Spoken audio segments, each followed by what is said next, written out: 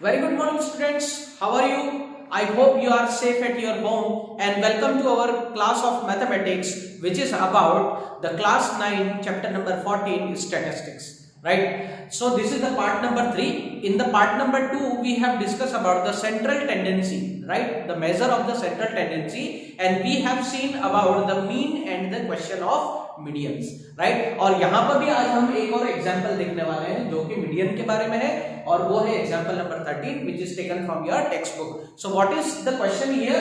Here you can see that some observations are given. The observation are 17, 2, 7, 2, 7, 15, 5, 14, 8, 10, 24, 48, 10, 8, 7, 18 and 28. There are 16 observation which is exactly the score of the kabaddi team, right. ये हमको यहाँ पर एक kabaddi team का क्या दिया हुआ है, स्कोर दिया हुआ है, राइट। तो ये जो स्कोर हमको दिख रहा है, इसका हमको क्या निकालना है, मीडियन निकालना है। और मीडियन में हमने देखा था मीडियन वो वैल्यू होती है जो कि बिल्कुल जितनी भी ऑब्जर्वेशन हमको दी रहती है, जैसे यहाँ पर 16 ऑब्जर्वेशन है, तो जो भी मीडियन होगा वो इस ऑब्जर्वेशन को दो इक्वल पार्ट में बांट देगा, right. So median is the value which can separate the data और which can isolate the data in the two parts, right. तो यहाँ पर हम जो देख रहे हैं, यहाँ पर हम इसका मीडियन निकालेंगे। तो सबसे पहले मैंने आपको स्टेप नंबर 1 बताया था, मीडियन निकालने के लिए हमको सबसे पहले डेटा को यानी सारी ऑब्जर्वेशन को असेंडिंग ऑर्डर में लगाना पड़ेगा। असेंडिंग ऑर्डर का मतलब होता है छोटी वैल्यू पहले आएगी, बड़ी वैल्यू बाद में आएगी। तो यहाँ पर आप देखेंगे this is the ascending order of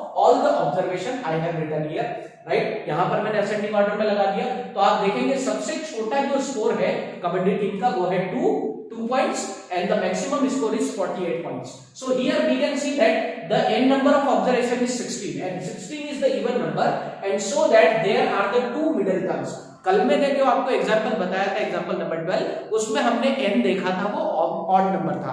तो ऑड नंबर के लिए फॉर्मूला हमारा क्या था, n plus 1/2. But here for the even number the formula to calculate the median, that is n/2 observation and the n/2 plus 1 observation, right? So we can write score of the kabaddi team that is n/2 and the n/2 plus 1 observation, यानी कि यहाँ पर हमारे पास दो median value होंगी, right. वो हम यहाँ पर देख रहे हैं। तो देखेंगे अगर हम n की वैल्यू अगर 16 है, so if I divide 16 by 2 as in the formula n/2, so I will get the 8th observation, and if I divide the 16 by 2 और उसमें अगर मैं यहाँ पर 1 ऐड कर दूं, so I will get the 9th value, because यहाँ पर जनरली 8 में प्लस 1 करेंगे तो 9th वैल्यू होगी। तो यहाँ से चलिए देखते हैं कि हमारी 8 और 9 वैल्यू कौन सी है। You can see this is the first, second, third, fourth, fifth, six, 7, 8, right. This is the 8 observation and this is the 9 observation. और यहाँ पर आप देख रहे हैं we have the two values in the middle of this data. तो हम क्या करेंगे, 10 को मीडियन मानेंगे या 14 को मीडियन मानेंगे, there is the question mark. तो यहाँ पर हम क्या करने वाले हैं, 10 और 14 को दोनों का एडिशन करने वाले हैं, and because this is the two observation so we can divide by 2। तो आप यहां पर देखेंगे 10 plus 2 कितना होता है, दैट इज 24, और 24 को हम 2 से डिवाइड करेंगे so we will get the 12। तो यहां पर हमारा जो मीडियन होगा वो क्या हो जाएगा, 12। So 12 this is the score of the kabaddi team which is we call it as the median of the given data, यानी कि यहां पर आपका आंसर क्या हो जाएगा, 12, राइट। तो ये एग्जांपल नंबर 13 है, आप इसको नोट कर लीजिए और ये फार्मूला आप याद रखेंगे। यहाँ पर ऑड नंबर और इवन नंबर दोनों के लिए स्पेशल केसेस में अलग अलग फार्मूला यूज किया है। That is the key point of this type of questions. Now in the next example 14 and 15 we will see about the question about the mode, right? So just note it down, we will see the next example.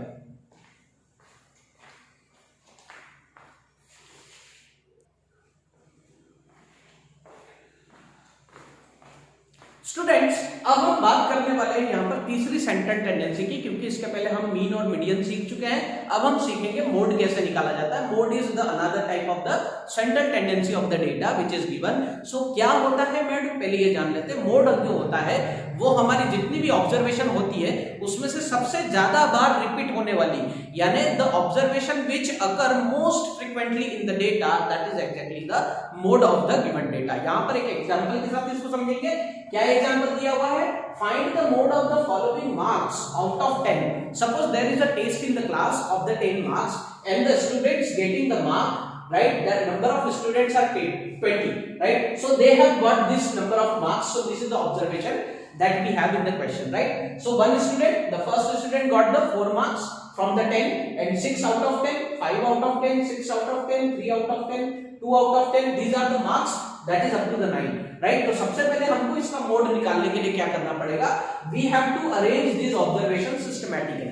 तो कैसे करेंगे? यहाँ पर आप देख रहे हैं जैसे ये 2 है, that is the minimum marks obtained by the student, and we can see that 10 marks, that is the maximum which is obtained by the student, right? तो यहाँ पर हम मिनिमम और मैक्सिमम रेंज अगर देखेंगे तो सबसे पहले हम 2 को लिखेंगे और यहाँ पर देखेंगे 2 और किसी दूसरे स्टूडेंट को तो मार्क्स नहीं मिले, यानी कि 2 मार्क्स वाला सिर्फ एक ही स्टूडेंट है, और यहाँ पर हम देखेंगे 3 मार्क्स वाले 2 स्टूडेंट है। तो ऐसे हम इसको इंक्रीजिंग ऑर्डर में यहाँ पर असेंडिंग ऑर्डर में जमा देंगे। लेकिन हमको यहाँ पर ये भी देखना है कि अगर कोई नंबर रिपीट हो रहा है तो उसको हमको रिपीटिंग फॉर्म में लिखना है। जैसे 3 है, 3 marks obtain by the 2 students, so we can write continuously. इस तरीके से हमने देखा यहाँ पर 4 मार्क्स जो है that is obtain bye 2 student, 5 marks that is also obtained by 2 students, 6 marks obtained by the 3 student, and 7 marks obtained by 3 student, and you can see that 9 marks which is most frequent, यानी कि यहाँ पर class में यहाँ पर 20 बच्चों में से 4 बच्चे ऐसे जिनको 9 मार्क्स मिले हैं, और यहाँ पर 10 मार्क्स वाले कितने बच्चे हैं? 2 बच्चे। तो यहाँ पर हम देखेंगे कि 9 मार्क्स वाले जो है वो 4 स्टूडेंट है, 7 वाले 3 है, 6 वाले जो है वो भी 3 है, राइट, एंड 5 वाले 2 है, और ये भी 2 है, ये भी 2 है, और ये 1 है, राइट, और 10 वाले भी 2 है। तो यहाँ पर आप देख रहे हैं सबसे ज्यादा यहाँ पर 9 जो है ये बार बार रिपीट हो रहा है, यानी कि 9 is the mode of the data, यानी कि यहाँ पर जो मार्क्स ऑब्टेन हुए हैं उसमें हमारा जो मोड होगा वो 9 होगा। फ्रेंड्स, यहाँ पर कोई भी फॉर्मूला मोड के लिए अभी फिलहाल नहीं है। मोड निकालने का जो फॉर्मूला आएगा वो आप 10th क्लास में सीखेंगे, but into the 9th class there are very simple question of the mode, right, यानी कि आप डेटा को अगर ध्यान से देखें तो ही आपको आंसर मालूम पड़ जाएगा। यानी कि जितनी भी ऑब्जर्वेशन आपको दी है उसमें आपको ये देखना है कि कौन सी ऐसी ऑब्जर्वेशन है जो सबसे ज्यादा बार फ्रीक्वेंटली रिपीट हो रही है, वही आपका मोड होगा। इसलिए मैंने यहाँ पर लिखा है the mode of the data is 9, right. तो ये क्वेश्चन आपका क्वेश्चन नंबर 14 यहाँ पर कंप्लीट हो गया। Now we will see the question number 15 of the example.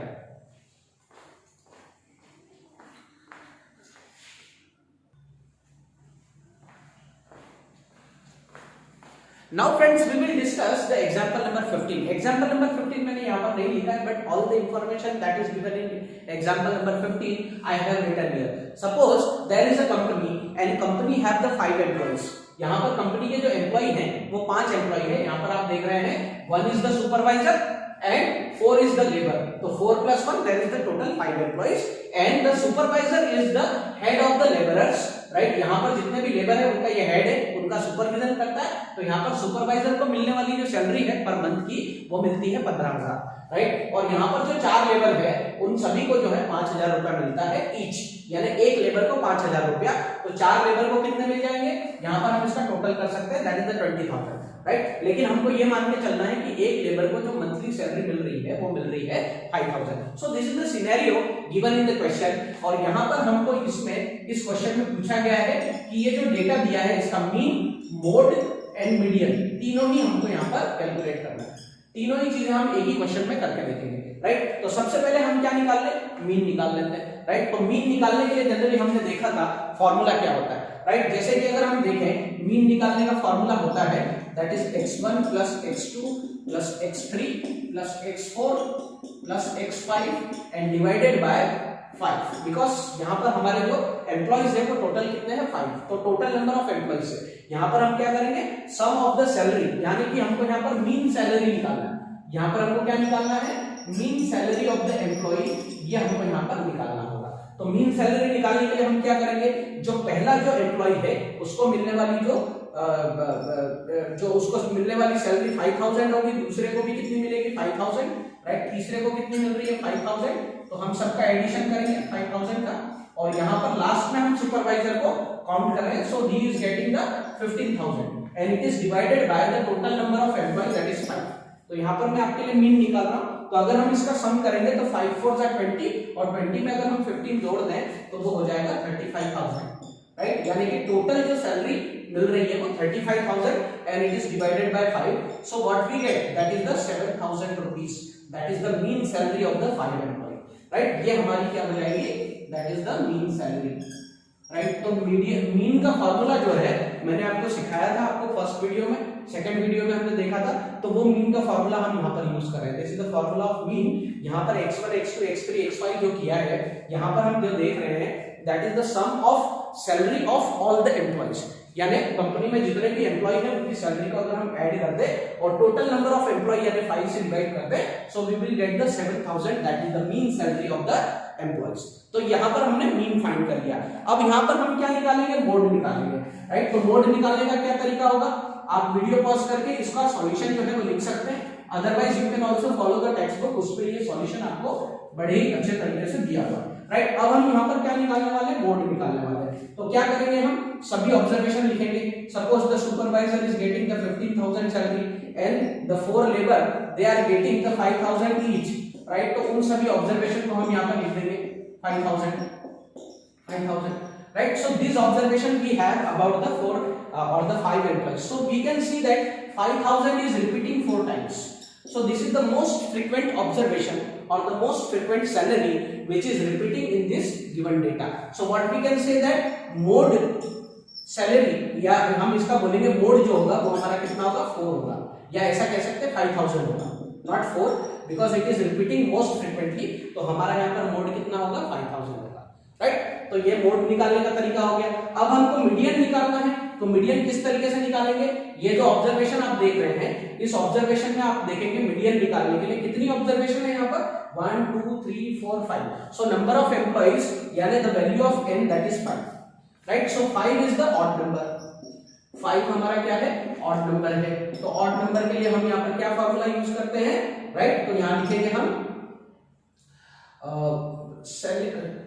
Salary या मीडियन